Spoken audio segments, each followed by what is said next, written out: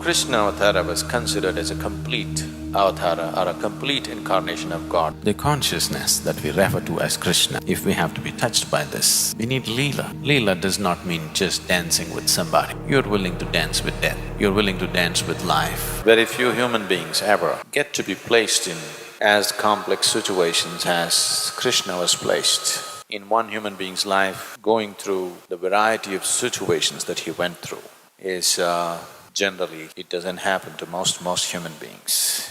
And in all these situations that he was faced with, the clarity of vision that he exhibited and the certainty about his ability to discern as to what is true and what is not true, the clarity that he brought to people around him, people began to experience him like godlike. So he was proclaimed as an incarnation and a complete incarnation.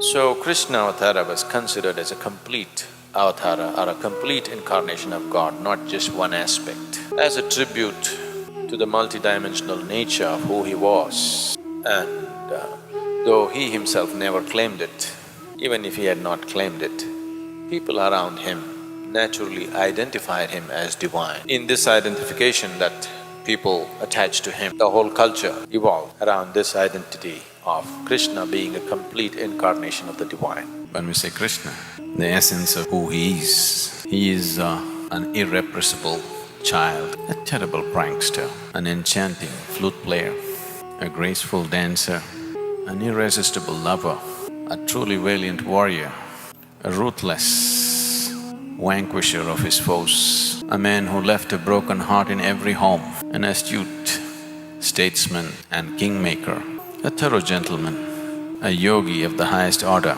and the most colorful incarnation. Krishna is seen and perceived and understood and experienced in many different ways by different people. Duryodhana, through the eyes of Duryodhana. For those of you who do not know the background, I will be, because unless you understand the whole tapestry of the story and the situation in which he existed, many aspects of who he is will be missed, so we will go into it. But right now, Duryodhana is a man because of certain situations into which he was placed, insecure, angry, jealous, greedy and feeling wronged all his life. And because of actions which came forth from his greed and anger, he became the key for destruction of his whole race. In Duryodhana's words, he is a smiling rogue if there was ever one. He can eat, he can drink, he can sing, he can dance, he can make love, he can fight, he can gossip with old women, play with little children. Who says he is God? That's Duryodhana's perception. Shakuni, the very embodiment of deception and cunning. Shakuni says, let us suppose he is God. So what? What can a God do? God can only please those devotees who please him. Let him be God. I don't like him. And when you don't like somebody, you must praise them. That's deceit. Radha, his childhood lover, a milkmaid, a simple woman of the village. But with such unfaltering love and devotion, she has become so big that today you cannot talk of Krishna without Radha. We don't say Krishna Radha, we say Radha Krishna. She has become a simple village woman.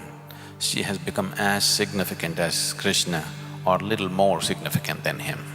She said, Krishna is with me, he is always with me. Wherever he is, whoever he is with, he's still with me. That's her perception. Vainteya, a youth who was the Garuda chief's eldest son, living on the mountains of Gomantak, a sprightly youth, because of a certain ailment, became totally crippled.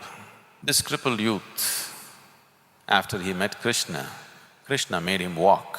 So Vainteya said, he is God, he is God, he is God. Akrura, an uncle of Krishna, a wise and saintly being, expressed his perception of Krishna this way.